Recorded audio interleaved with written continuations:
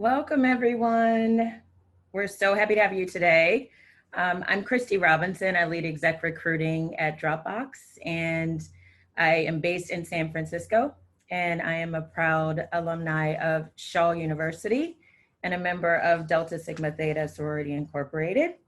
You guys are going to get to hear from a great panel of speakers today and interact with them with some Q&A.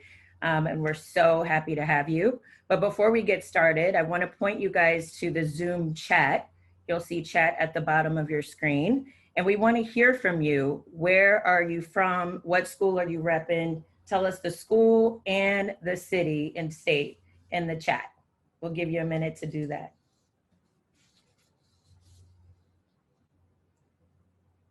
So far, I'm not seeing anybody at all. Oh, we got a Howard, FAMU, Morgan State. Oh, the illustrious. Okay, A&T. Spelman, Howard. Oh, we got Aggie Pride, Claflin. Oh, wow, we got a couple Claflin. The Bears. Which Bears? Show you? There's a lot of Bears. Morgan State Bears. Oh, okay, I'm showing you Bears. Okay, Morgan State. Alabama State. Is that all? Okay, great. Thank you guys so much for sharing and all your responses. It's great to kind of get to know a little bit about all of you. You guys will get to hear a little bit about us today. We're going to be answering questions that we received in advance, and then we're going to have some live Q&A towards the end. I'm really excited to welcome you. This is the first of many events that we're going to be hosting here at Dropbox. This is our HBCU Kickback Series. And every week in October, we're going to be hosting webinars and workshops of various topics featuring our Black Dropboxers, some of whom, like myself, are proud HBCU alum. At the end of the series, 2 lucky students are going to have a chance to win a $500 scholarship.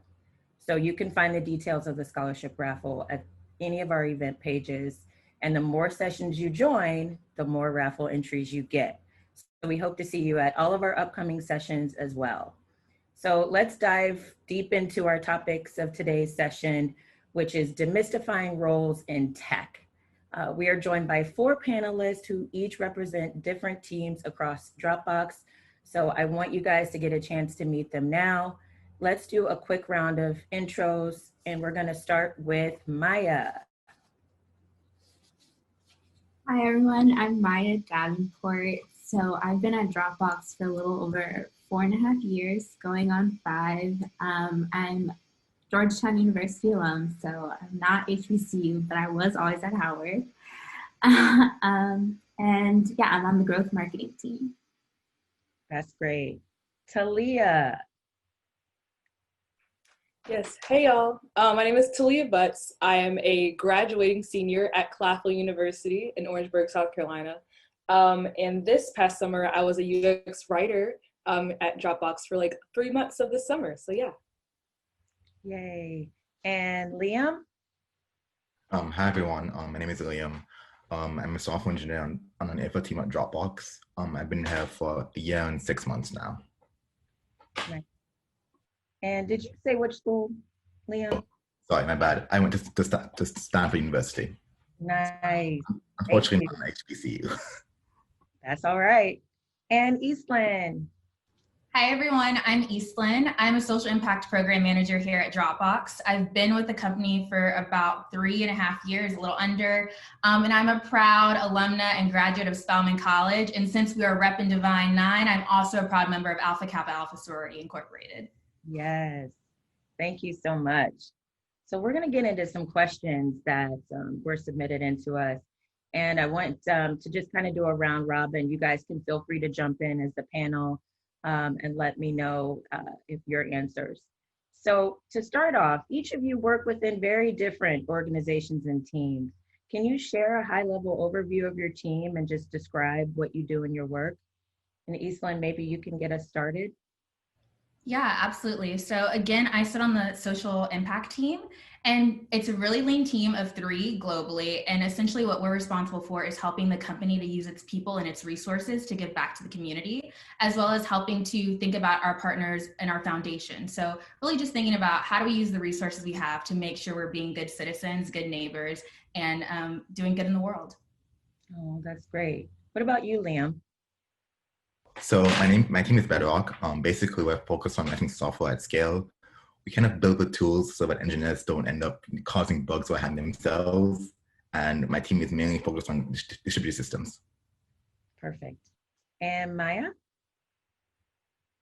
So I'm on the digital marketing org, and so I'm specifically in life cycle marketing, or for sure we call it growth marketing. So what we're really focused on is targeting our existing users and making sure that they stay loyal customers and making sure they're updated with all of our new products.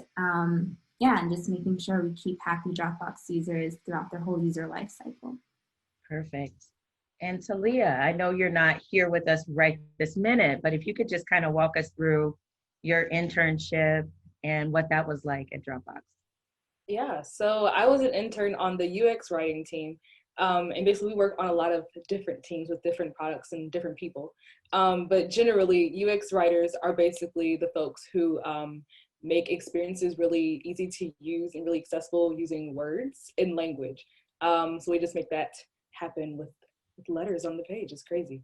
But yeah, so that's what we do. But as an intern, I was just one of like 56, I think, interns, and we had a lot of things outside of the UX writing team where we had to interact with a bunch of like other Dropboxer people, and it was great. It was a good time. What drew you into growth marketing? Yeah, so I Maya. started, yeah, no worries. So I actually started Dropbox in a rotation program. And so I didn't really know where I wanted to land. I just knew like I kind of wanted to enter tech. And so it was great because it's a 1-year program. And it was broken up into 2 6-month stints. And so my first year, for the first 6 months, I was in product marketing, which was great because it basically taught me the foundation of marketing, which was like storytelling and how we reach out to our users. And then the other 6 months, I completely pivoted and was working really closely with our sales team to hear directly from our customers. And so growth marketing was just kind of a seamless transition where I got to meld both of them. So I got to keep that same storytelling, but then I got to carry those marketing campaigns all the way through where I got to own them from inception and then got to measure and see the impact and how we're moving the needle with our users and making sure we're retaining them and we're acquiring new users. So it's kind of the best of both worlds. What do you like the best about that role? Yeah, I think I like best that it's so new. I think growth marketing is still a fairly new concept. Digital marketing in itself is only like 10, 12 years old, really. And so we have a lot more questions than we have answers, which I like. I get to be really hands-on with the strategy. And I really get to feel like even though I'm so young, I'm like actually making lasting impact, not on Dropbox, but also I can carry those skills to any other company that's kind of installing and leveraging growth marketing. That's great. Liam, what about you? What do you like best about your role? Sure, I apologize for the New York City noise. So I'd say mainly the ability to set direction and also have some creativity. We operate on a small team, and so each engineering team kind of owns his own service. There's a stronger responsibility that I guess infrastructure like tries to foster. And it's also nice because that I don't have anybody telling me the answer to my particular problems, which is good and bad. The good is that I kind of, get to build things in a exploratory manner. The bad is that sometimes, you get stuck. But that's what team dynamics for, yeah. And what about you, Eastland? What's your favorite part? Yeah, I think my favorite part is that one, I get to work with so many different teams on kind of their social impact initiatives and what they care about, but also just to do something that I love. So I feel like at HBCUs, especially, we're taught about community and we're taught about paying things forward and making sure that we're really invested in our community. And so I love that I've been able to carry that into my day-to-day because it's something that's truly, really important to me. Awesome. Talia, we're going to go back to you real quick about your internship because I'm sure people want to know what exactly is UX writing? Yeah, so the simplest way to explain UX writing, I think, is designing with words. So we're just using language and we're using words to help create an experience that people will want to go through, so that they will make it whatever they're trying to do, whether that's share things or like organize things, make that relatively enjoyable. And I feel like language is a really big part of that. So that's what we come up with those words. So yes. Wow. What's like your biggest takeaway from your internship? I think my biggest takeaway from my 12 weeks at Dropbox was pretty much beforehand, like I had no idea, absolutely no concept that writing and tech could ever like intersect. I mean, I come from I'm a journalism concentration at my school. So like I come from a very like traditional writing, traditional kind of like career path kind of background-ish. So like I just like that was just never something that was introduced to me. Like when I thought of tech companies, I was like, okay, they only have coder people. Like that is just like I didn't even know like what these positions were called. But now like after my 12 weeks, like I met so many people that do so many different things that are not just coding all day. So I feel like the biggest takeaway was that not only like are there way more positions than I ever thought existed in tech, that I may like be able to find my own way as a writer in these kind of spaces. So wow. That's demystifying the roles in tech. Wow. That's the whole presentation, guys. No, I'm just kidding. That was great. Well, we have a couple folks that are kind of newer to the Dropbox family and joined us as new grads. So Liam, Eastland, want to hear back from both of you. Like, tell us what it was like making that transition from undergrad to working in our industry in tech and coming to Dropbox. Let's start with Eastland. Hey again, everyone. Yeah, that's a really great question. I feel like as an undergrad, trying to figure out what you want to do when you graduate is a very difficult decision and hard to navigate. For me, I feel like I didn't even really know about the tech industry, and I know I use technology all the time, but until I was about a junior in college, because I was an econ major. And I remember before my parents left, I was really fortunate when they dropped me off. They said, as a freshman, you need to stay in the career planning office. And I did. So I was really lucky to get a summer internship. But from that, I thought that was my only option. So I was like, I'm an econ major. The only thing I can do is something related to finance. And it was really by, I think, not limiting myself by my major and looking at the opportunities out there and kind of joining programs such as MLT and SEO, which you all may be familiar with, that I really found out about the tech industry and that there were roles available for me. So I think, just not limiting myself to, I'm econ, I can either get a PhD in econ or I can go in finance because, there's so many things available. Oh, that's great. And Liam, what about you? And can you also tell us what your major was? Sure, yeah. So my major was electrical engineering. I'd say going into freshman year was probably an eye-opener. So I'm from Jamaica, and like the major occupations people tout are like doctor, engineer, or lawyer. So it was great, to see what technology could do and like how people were building it in like a first-hand experience. I'd say going from undergrad to grad to a job, internships definitely make it easier, but Dropbox onboarding experience is pretty nice. So if on the engineering side, you're generally giving a project to work on from a mentor, and we generally try to design these such that you succeed at the end of 3 or 4 months of the project. And so you build up confidence as you go along, and that really, carries forward in everything you do going forward. That's great. Well, what do you guys, anyone can jump in here and answer this one, but like, what do you wish you would have known about the tech industry as an undergrad student? Like, what's something that you wish you would have known back then? Way back then, like a couple years ago. Who wants to go first? Everybody's thinking. Maya, I see you moving, maybe to the mute button.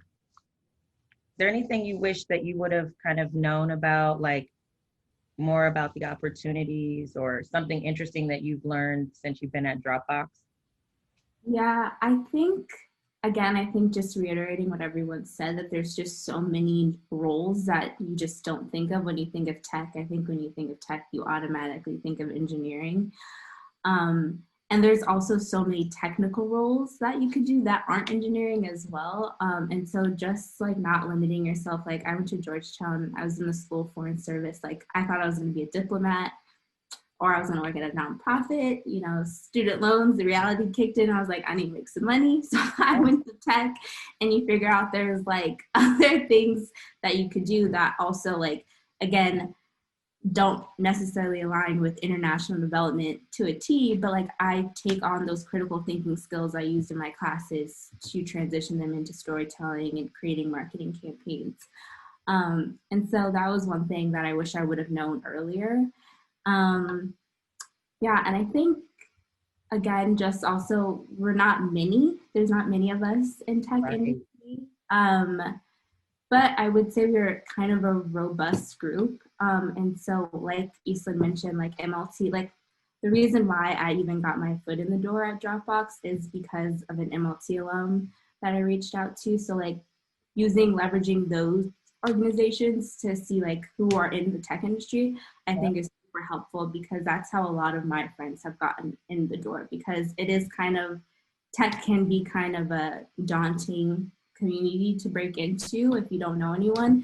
And so those are really good resources and organizations to leverage, because we're trying to get numbers in. So like, if you can hit us up, like I'll be glad to introduce you to anybody I can, because we're trying to like bring those numbers up in the tech industry.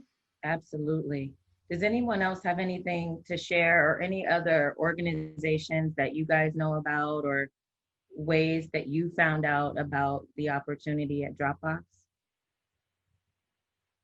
Yeah, Go ahead. I actually found out about Dropbox through an MLT alum, but she's someone that I met in high school. So I didn't even know she was an MLT. So I say that to say, like, your network starts now. It started before you even came to college. So don't be afraid to reach out and tell people that you're interested in things, because everyone wants to help you. They want to see you succeed. So think about your friends who may have interned or tech, or who are also interested. Like, use the people that, not use, but the people that you know can also help you to kind of break into this industry as well. So that's just what I would add to what Maya said.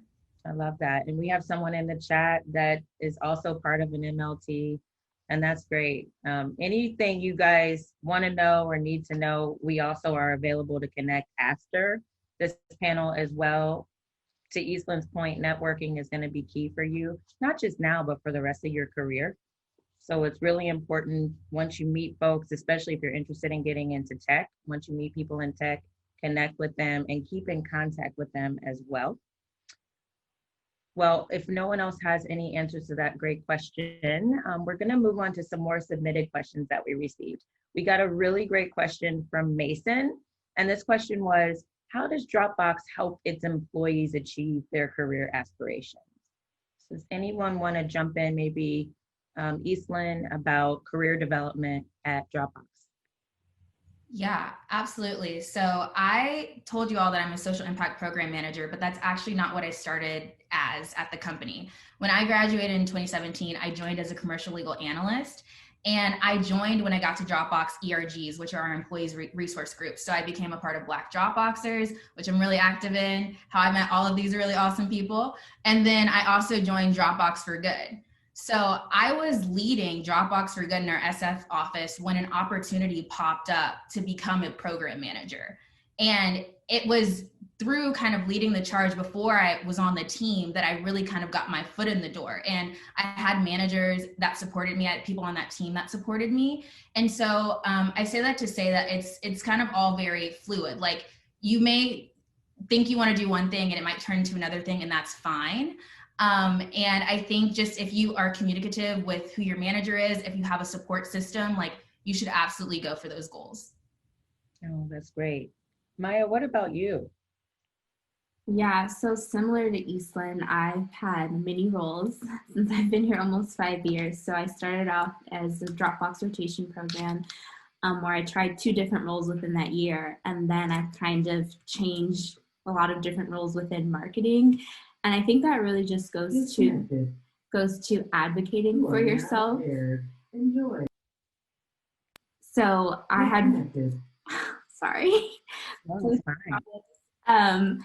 But yeah, just really advocating for myself. I got lucked out and I had really good managers. And so whenever I found something interesting in a project that I was currently working on and I wanted to explore more, it was kind of an unnerving thing at first to be like, hey, I'm actually interested in this. Could I pivot? But once you find your voice and learn how to advocate for yourself, you realize you can really move mountains. And so that's kind of how I've been able to transition into a role that I'm genuinely really interested and excited about. So I can't emphasize that enough. Is like, and again, it takes time. I would say I'm still learning how to do that. And it was really nerve-wracking the first time doing it and kind of sitting down with your manager and being like, hey, this is where I want my career to go. But I think it's so crucial to find your voice sooner rather than later. That's great advice. There's a couple of themes that I'm hearing, and one is advocating for yourself and being your own self-advocate, finding your voice, feeling comfortable speaking up about yourself, which is something people struggle with sometimes throughout their entire career, and then finding a support system as well and having the courage to reach out to your support system and figure out what's the next role for me, am I the right fit? Another great tip is get a mentor and try to get a mentor right now at this time in your life. Mentors can be people that you aspire to be, people that are already doing what you want to do, people that are doing maybe one thing that you're interested in. Maybe they're great at public speaking and you want to learn more about public speaking, but mentors are critical and you'll utilize them throughout your entire life. And sometimes you'll have more than one. I have about 3 right now that I call formal mentors, and each one serves a different purpose. And I learn different things from each one of them. So you're going to find that that's going to be a great resource for you. And they also can help you with another thing we've talked about today, which is your network. So mentorship. I know we're getting questions in the Q&A, and I do want to let you guys know, please keep adding them. We're going to get to them a little bit later. We have a few more pre-submitted questions that we want to make sure that we answer. The next one that we have is from Giovanni. And this one is, how exactly does an English major fit into a tech giant like Dropbox? And what roles could someone in English play? And you guys may have heard a little bit of this already. The theme is, wow, there's a lot of jobs in tech that are really interesting. But I know, Talia, you can maybe elaborate a little bit more on what you shared earlier of your surprise of all the things that are possible in tech. Yeah, so specifically at Dropbox, I mean, like, UX writing exists. And I learned from this experience that UX writing exists other places. Like a lot of people are doing it. It's crazy.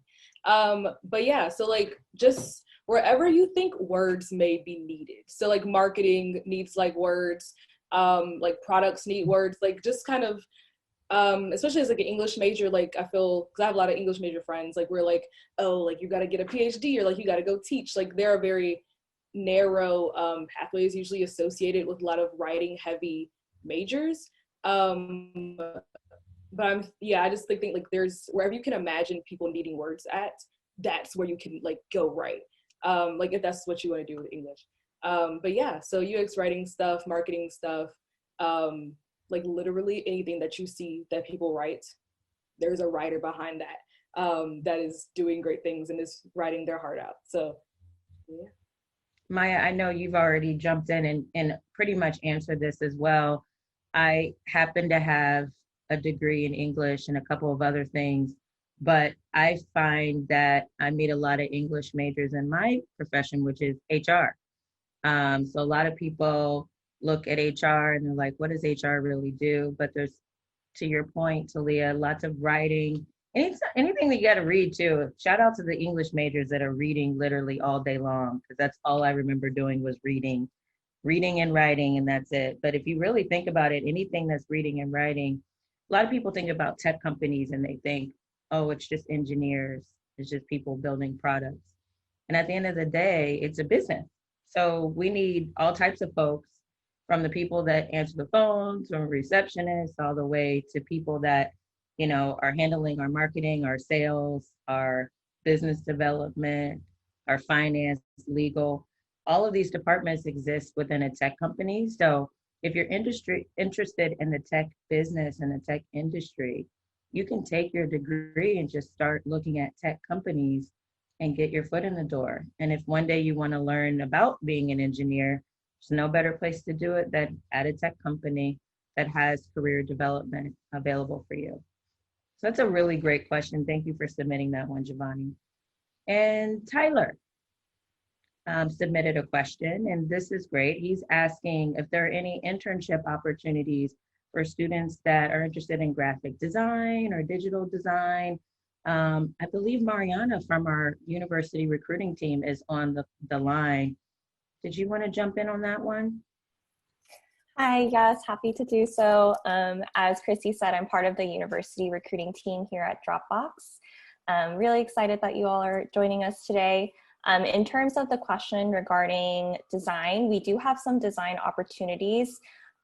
So the UX writing internship position that Talia mentioned, that falls under design. We also have product design as well as design research. And these roles will become available. The applications will open up probably late this year. So like probably December of this year or January of the following year.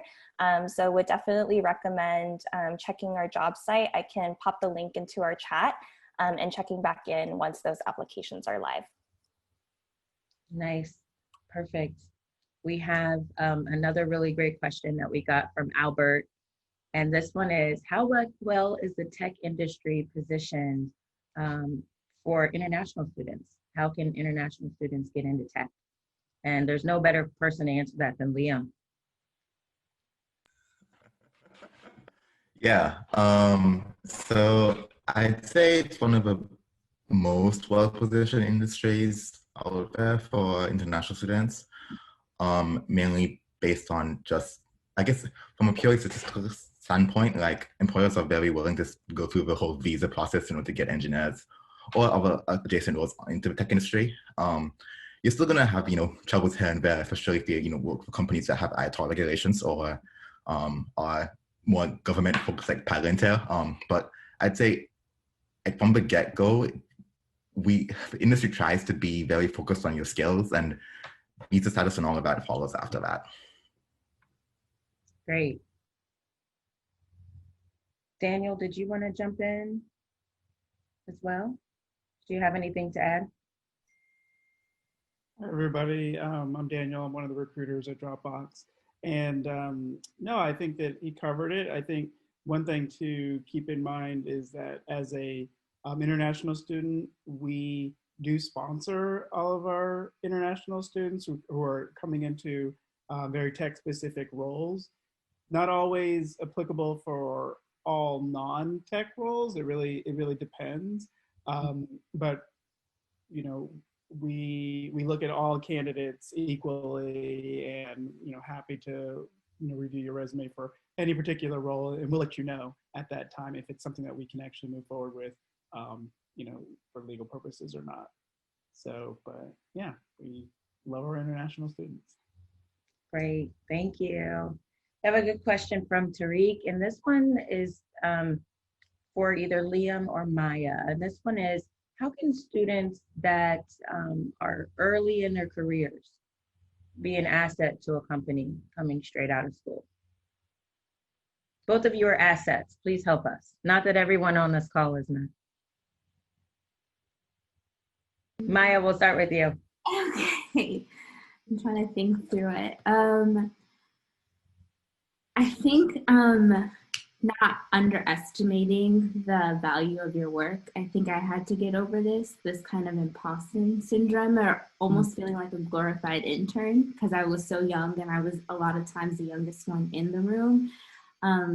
It sounds so cheesy, but like really finding your voice and realizing that like our youth actually is really impactful, especially in the tech industry, especially in marketing. Like I was able to propose a lot of cool campaigns because, of my youth, and I just was like I was up to date with some of the new practices within digital marketing because I've either saw it done by one of the big brands or just doing my homework and things like that. And so those fresh eyes, I think a lot of times we want to take it as like a con against us. We're so young, like kind of learn your place. But I think what I found, and you know, there's definitely a way to do it.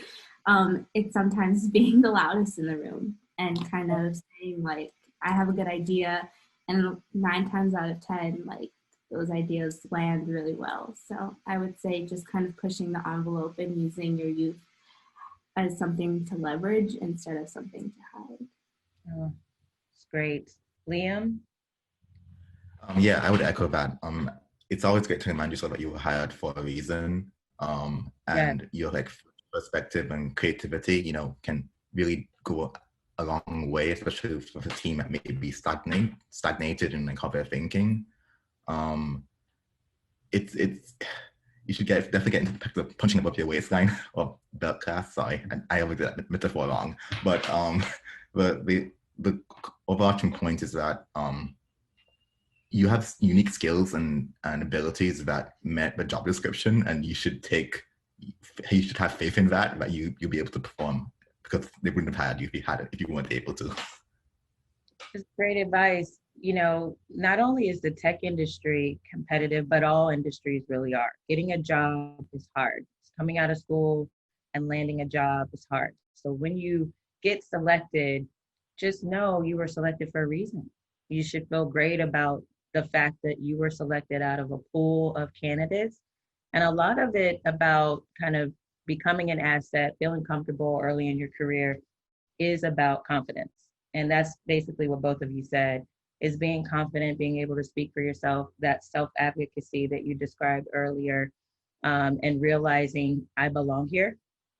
And it's doing it with professionalism, not necessarily that confidence that becomes a little bit of arrogance, but we balance that and make sure that we're confident in our skill set and our abilities. And it's always harder for people of color, for Black people in particular. As we mentioned before, there's not a lot of us. So we all feel like we have to work a bit harder, and that imposter syndrome comes in quite a bit. And it's figuring out how to overcome that. And that's one of the things that mentors can help you with, leaders can help you with, managers can help you with, and sometimes your peers can as well. But it's believing in yourself and your skill set and your abilities. It's great. Terrific answers, guys. We got another really good question from Tariq as well, and I'm going to pass this one to Eastland. And this one is about creativity. And how do you offer up creativity, or are you able to, within your space at work? Yeah, absolutely. So first of all, I want to say that I actually used to have a creative background. I used to be very into musical theater. It's what I majored in at arts high school, and I've now transitioned into social impact. But I think first of all, our product is something that caters to creatives. So I really enjoy that. And I think too, like at the end of the day, everything, regardless of what team you're on, is about problem solving, right? Creative problem solving. And the great thing about Dropbox is that we are all fairly, young on this call. We're only a few years into our career, but we've been able to drive things. We've been able to own things. And when you own something, you get that creative problem solving, right? You get to provide a solution. So I really think that's how creativity, plays into our day-to-day. How are we problem solving? And then also working for a product that interests you and caters to those kind of creative desires and passions. That's great. Well, that was all the pre-submitted questions that we received. So we're going to kind of move to some of the live questions that we've received in the chat. Mariana, I'm actually going to pivot to you. I'm not able to pull those up. Awesome. I am happy to read these aloud. Thank you. So yeah, just going to open this up to the panelists. Whoever, feels like they want to add in their information and answer these questions. So we're going to go ahead and start with a question submitted by Elijah. So what misconceptions or assumptions about your career field did you have to let go when you started to work at Dropbox? And then what assumptions were confirmed? So I'll let you all take a moment to kind of think about that, but whenever y'all are ready to jump in.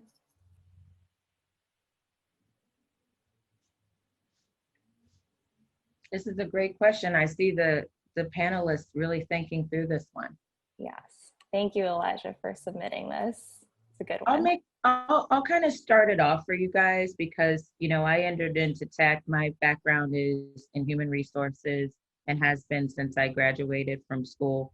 And I worked in a couple of industries before I moved into technology. And prior to working into tech many years ago, I thought, do they work? Because all of the stories that you hear and everything that you see was about eating food all day and riding around on scooters and having this amazing time and look lovely, right? But I will tell you, once you get into a tech company, you work, there's always something going on. The tech business moves quick, and you're always, as a company, trying to make sure you're keeping up with your competitors and with the market, with the industry, with the times. So we're all working pretty hard. It is a terrific company to work for, and I believe that's the industry in general. I think tech's just a cool industry to be in. And there are a lot of cool perks, but we do work. Anyone else have anything that you kind of were thinking tech was like before you joined tech? Everybody thought it was just a fun playground. Okay, well, Mariana, let's get to the next question. That's what we all thought. Yeah. Well, if someone comes up with anything else to share, you're welcome to. I guess an assumption that was confirmed, at least at Dropbox, is I heard that the food was really good at Dropbox. It turned out to be very much true. We have amazing chefs. That chef team is called the Tuck Shop. They work so hard to come up with new recipes like every day. It's really impressive. But Christy has a great point. We're also working very hard. Okay, so next question we have here, submitted by Naomi. I'm interested in working in UX and product design at Dropbox. How does Dropbox approach creating their user experiences? That's a great question as well. I can probably answer this one since I work really closely with the product team. So again, I've only ever worked at Dropbox, but speaking to some of my friends that work at Facebook and stuff like that, I think we really take a customer-centric look at how we like develop our products. Just based on the meetings I go to, working really closely with our product team. It's actually really surprising how closely they work with our sales org to get direct customer insights of like what exactly do our customers looking for from the tool. And so I think, yeah, the best way to say is it's very customer centric, and we kind of create for the creative, if that makes sense. So of all the cloud storage companies you can think of, like Box and Google Drive, we kind of like to be like the Apple of that, where we're very creative, but our tools are sleek and easy to use. So again, easy for the customer, creative, and we let our users' work shine through instead of it making like a clunky experience. It's great. Can y'all hear me? Yes? Okay, yeah, in my very brief time working with user experiences, I think the approach that I kept seeing was, one, like there was just a lot of like imagining going on. Like there was like a lot of like where projects would start, like it was very, like everybody was very free to kind of like just imagine what this experience could be like. And like it wasn't very, like it wasn't harsh to people's ideas, or like everybody had different ideas. Like it was just such a nice experience, like to see a bunch of people think of different ways to do one thing and just talk about it together. Like, so I think it's a very collaborative approach to creating those experiences, like way very different from what I've ever seen before. So yeah, it was really cool in that way. Mariam, I can actually see the questions now, so you let me know if you want me to take over or not. Okay, yeah, sure, you're welcome to. All right, we have one from an anonymous attendee.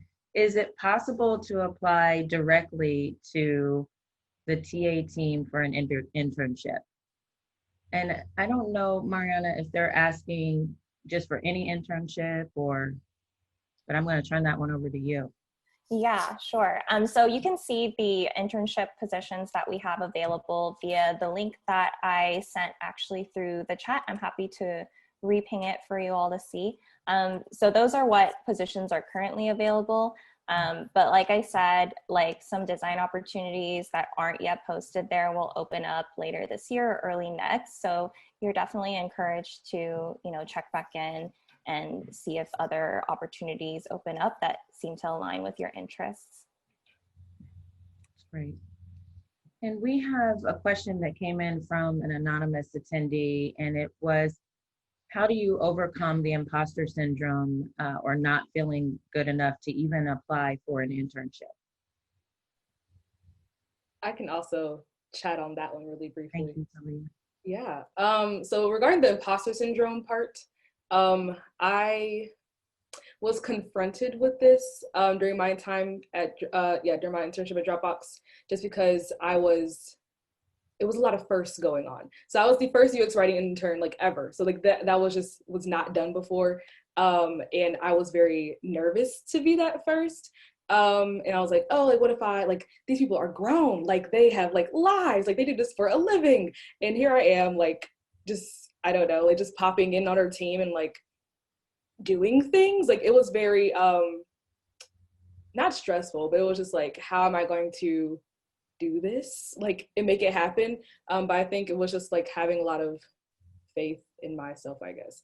But also like not even just being the first UX writing, like being the only HBCU student intern like at all was very different for me. Yeah, it was not I not like I was expecting it, because like I had nothing to like no expectations regarding tech at all. Like I just had no idea. But like, yeah, being the first UX writing intern, being the second class of design interns, and being the only HBCU student, like that was just a lot of things that like I felt it was very easy for me to catch that imposter syndrome. But I think I overcame that by reaching out to other HBCU alum at Dropbox, reaching out to BlackDropboxers, reaching out to the other UX writers. Like I just feel like once I started connecting to people was when I was able to like overcome that tendency to feel like less like not adequate for whatever I was trying to do. So can you talk a little bit about why being from an HBCU stood out so much? Because I think that other students will experience this. Yeah. It can be like, be straight up. We all work at Dropbox, but we know that there's always room to grow, right? Yeah.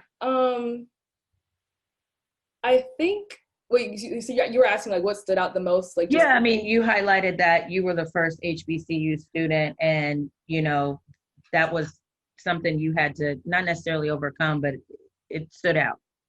And tell me, why is it in tech? Because of the schools other people come from, and you have to hear about that, or what are some of the thoughts that you experienced? Yeah, so what I gather, because like again, like before this, like I had no concept of tech recruitment or tech things at all. I have a few friends who were like comp sci majors, so like they kind of like, I heard through like very distant conversations how that worked. But being a HBCU student, or being the only one, was kind of it wasn't jarring, but it was just like, whoa, like this is a very big difference from how I just experienced like being surrounded by Black people. I'm not even gonna hold you. Being surrounded by Black people like every day, and then suddenly like not having that experience anymore.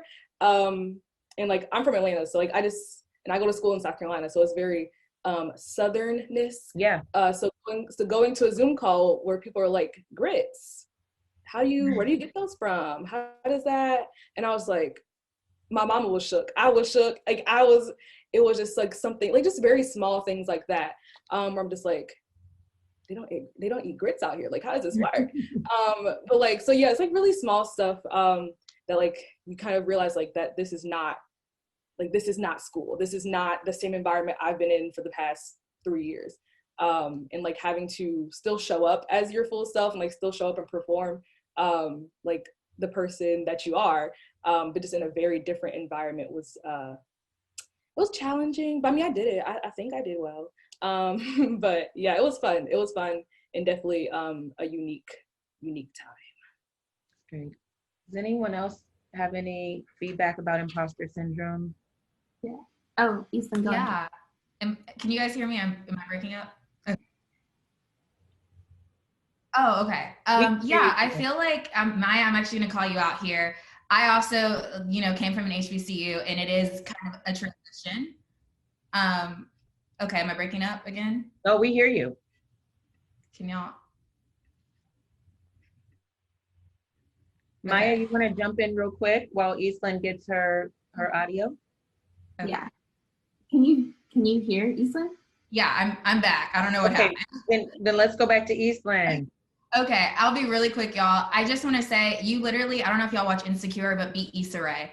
You are your biggest hype man. Get in the mirror, tell yourself you can do it because you can. And then also, we talked a little bit about mentorship. Peer mentors are extremely important. Maya is 1 year older than me in school. I chat, I call, I talk to Maya all the time, and we hype each other up. So I think it's important to have that sense of community. Maybe if it's not your coworker, maybe it's your best friend. Maybe it's your line brother or sister, maybe it's your cousin, I don't know. Use your peer mentors to hype you up. The other thing I'll say, I think about imposter syndrome and being from an HBCU when you're in a place where people may not know your school or may not recognize it. It's not our job to always educate everyone, but you wear that with pride. Oh, you don't know what an HBCU is? Let me tell you about my HBCU. We talk about that all the time in our schools, and that's something you very much have to carry into the workforce. And if people don't know, they're gonna know after a conversation with you. So that's just what I wanted to add. That's great. Maya, did you have something to add?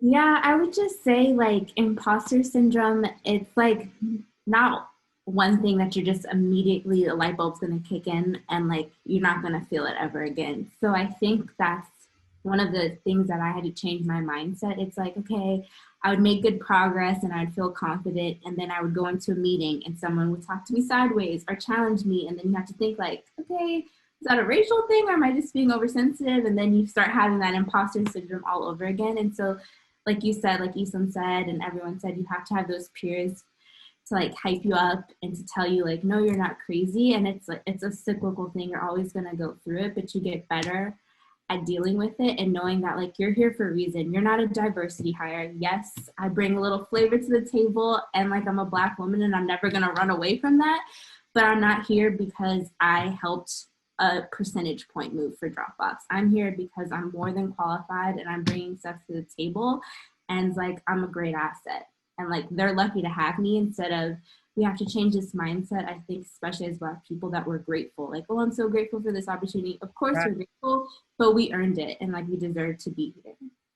Oh, so well said. It's hard to even move on from that, but I'm gonna go to our next question that was submitted by an anonymous attendee.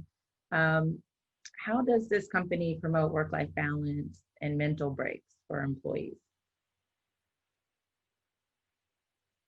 I can talk on that too because I'm the queen of PTO. We have unlimited PTO in Dropbox and I like to leverage it. Especially I feel like in 2020, it's been a really hard year specifically for Black people. And like, again, it wasn't always a comfortable conversation, but when things were hitting the fan with George Floyd and Breonna Taylor and stuff like that, like, again, this isn't new for us, but I think it was new to have those open conversations at work for the most part. And I just had to be real with my manager. And I was like, this is a lot. Like, I actually don't have time to talk about a marketing campaign. It's kind of the least of my worries right now. And so I took that time off. I took a few days off to regroup and to realize like how heavy it was to carry that, like bring our full self knowing everything that was going on. And so I think Dropbox does a really good job at recognizing that and like leaving space to take that kind of like mental time off. That's great. Anyone else have anything about work-life balance? I think you really summed it up. We have terrific benefits at Dropbox, and I think specifically during COVID, as an organization, we have given our employees a lot of flexibility to adjust their calendars, adjust their schedules, and make sure that they have enough mental breaks throughout the day, throughout their week, in order to bring their best self. So I could not agree with you more. It's been terrific. I can add like one really quick thing. Talia, yes. I felt that like even as an intern, you know, like I just got the vibes that like everybody was just trying to make sure that everybody else was okay to like do like just like they were giving them the time to like to take care of themselves. And I think like yeah, like even with the protests and like I was in Atlanta and people like there was stuff like burning down like just like in my neighborhood. And my manager was super cool. Like everybody like on my team basically was like, girl, if you need to go take a break, like if you need to chill, go on shit, like just do your like they were super like generous with just like they were super proactive about it too. Like it was like I never had to ask for anything. There was like, oh, we know this is happening. I don't know how this is going on in your city since like you're literally across the country. But if you need some time, sis, like go for it. And I was like, yo, I've been here for like 3 weeks, but okay, like thank you. But yeah, like it's just I think especially coming from like an intern perspective, where like you feel like you have to like use your 12 weeks to like shine, like you have to like work super hard and like impress everybody and like I don't need time. But they were like, no girl, if you need it, go on, just take it. And like it didn't like hinder their image of me, or like I never felt like shamed that like I took what they like took the breaks or whatever that they offered. But yeah, so I think like that translates to internship for like those folks who are trying to get into that. Like it's the same energy, it's the same level of energy. So That's great.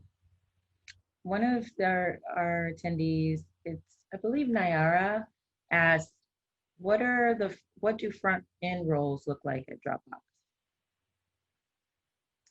So that could either be maybe Liam or someone from college recruiting about front end. I can speak from a technical perspective, I guess. I'll try.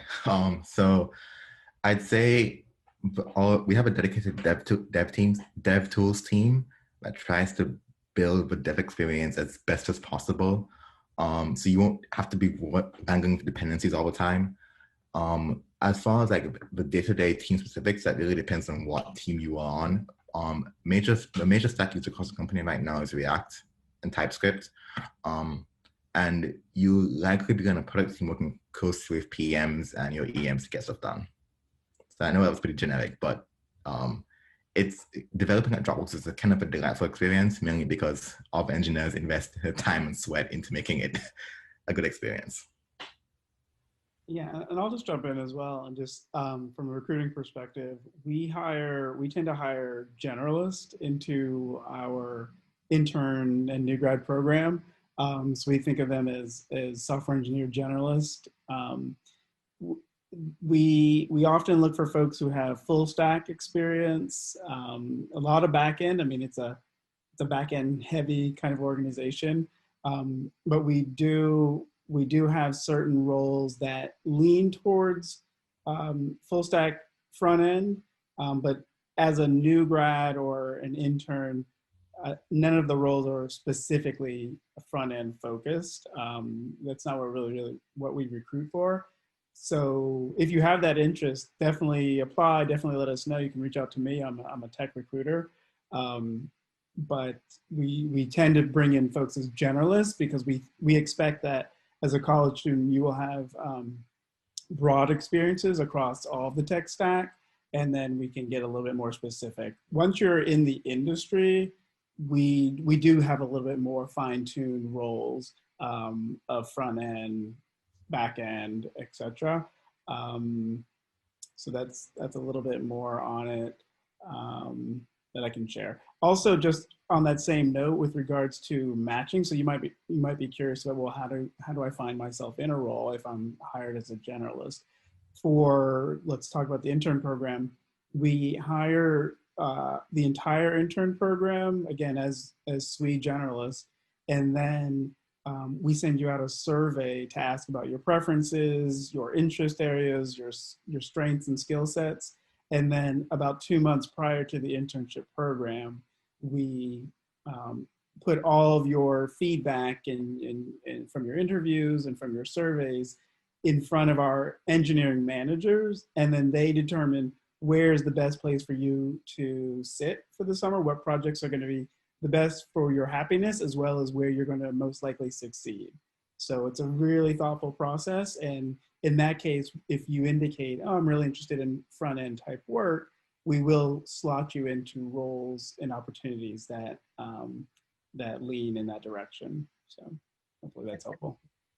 And Nanfuang, I hope that that answered your question about the hiring process. We did get your question asking for details on the hiring process. If it did not, do you mind just pinging us and letting us know if you have any additional questions about that? This one, I will stay with the university recruiting team. We did get a question from an anonymous attendee asking, how does one impress during phone interviews with a recruiter? What are some tips during the phone interview that you could share? And they've been pretty specific, from sending a resume to the first day of the job. So I guess any tip that you can share about the process. Yeah. Well, I'll share what the process looks like from top to bottom. Our engineering process starts with a HackerRank test, which is a coding challenge. If you're successful with that, then you would move on to a technical phone interview with an engineer. If that again goes well, and we send you tips, at each stage you'll get a little bit of tips or tricks or places where you can go to study up to do a better job. If those two first stages go well, then your third stage is actually the recruiter interview. So that's when really the first time you would have a full conversation with the recruiter. And that's your time to impress. It's to really kind of go over what the process has been like for you to that moment, talk about your skills, but really to also drive home why Dropbox is important to you, why there's dozens and dozens and dozens of Silicon Valley based tech companies that you potentially have the opportunity to interview at. So why is there something so special about Dropbox? So we really want to hear that. We are a smaller intern program than a lot of our competitors, and we look for people who have genuine interest in the types of products, that are interested in the values that we promote about the company. And so that's your chance to really connect with the recruiter. The final step then we would push you forward is a virtual onsite, which are 2 more technical interviews, an hour apiece, and then a third non-technical behavioral interview, where again, it's more of a, tell us a little bit more about you, your projects, what you're interested in, but that'll be coming from an engineering manager. And that's it. So it's 4 major steps, 4 major stages. And at each stage, show your technical chops, but really try to get across the message of your interest in Dropbox, what our values are, and kind of how that aligns with you. That's great. If anyone has additional questions about the process, please let us know for sure. And I think we have a couple more questions. I know we have some that came in during the chat. And we have one more submitted in here in the Q&A. This is from Trinae. Any specific data, structures, algorithms to study for the software internship? I think we got that from Mariana. We got the answer. Okay, so we got good answers here about the process. And let's go to some of the questions that came in during the chat. All right, first one. Oh, we got another, that was about the process. So I think we answered you, Joshua. Oh, and thank you so much, Giovanni, who is extending gratitude for the webinar and really appreciates the space for your questions, of course. I think we answered this one. This was about, does Dropbox hire graduates from many other countries? And I believe Liam tackled that for us. If you have any other questions, let us know.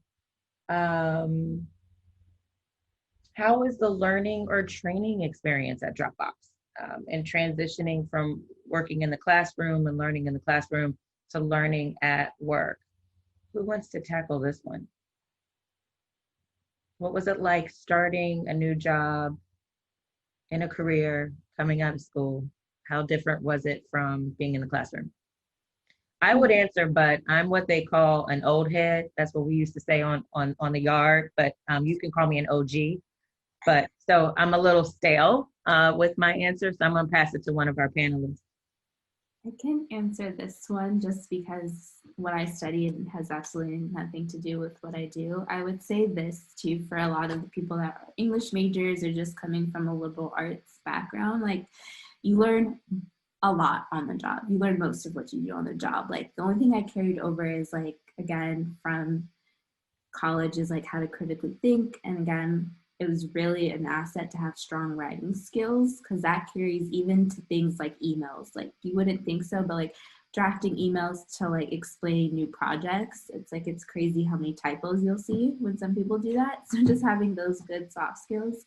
But I learned everything on the job, and like I learned like data programming languages like SQL and stuff like that on the job. And so like there's opportunities where you can work with your team if you show an interest to become more technical and things like that. But like I wouldn't be scared of being like, oh, I'm coming from a liberal arts background, like I'm not going to be fit. Like, you learn most of what you need on the like day-to-day on the job.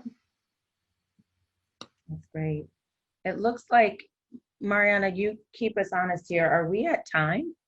Yes, we are at time. Oh, Time passed by so quickly. Oh my goodness. Did we get all of the questions answered? Yeah, so I think Liam is currently typing up an answer from Trinae. I was just saying, like, if we missed your question, feel free, that same platform that you RSVP'd for this event, like, you can reach out to me via messages and I can follow up and make sure we get an answer to you if you wanted to ask after this event. So feel free to do that. But other than that, we'll probably close out just to be mindful of everyone's time today. So thank you so much to everyone who joined us today, and a big thanks to our panelists as well. Real quick plug, we just want to remind the group that we have additional workshops coming. We have 3 coming up quickly: cracking the code on the interview, mastering product management interviews, and designing products for users unlike yourself. So please make sure that you RSVP and sign up for those. And please also don't forget, you have a chance to win a $500 scholarship. So you have the details in the chat. You have the details on our events page about how you can be eligible for a $500 scholarship. The more sessions you join, the more chances you get. Please, if you have any questions, submit them, as Mariana stated. And if you want to connect with any of us, I'm sure this panel is completely open to connecting. So we'll have to figure out a way to make sure that you guys have our emails and our LinkedIn contact as well. If you have any additional questions, we're here for you. Thank you guys so much for your time today. Mariana, did you have any final thoughts? No, that's everything. Yeah, if you can check back the original event page, I can share, if our panelists wish to share their LinkedIn to connect with you all, then we can put that information there. Absolutely. Thank you guys so much for joining. Have a great week, everybody. Thanks, Bye. everyone.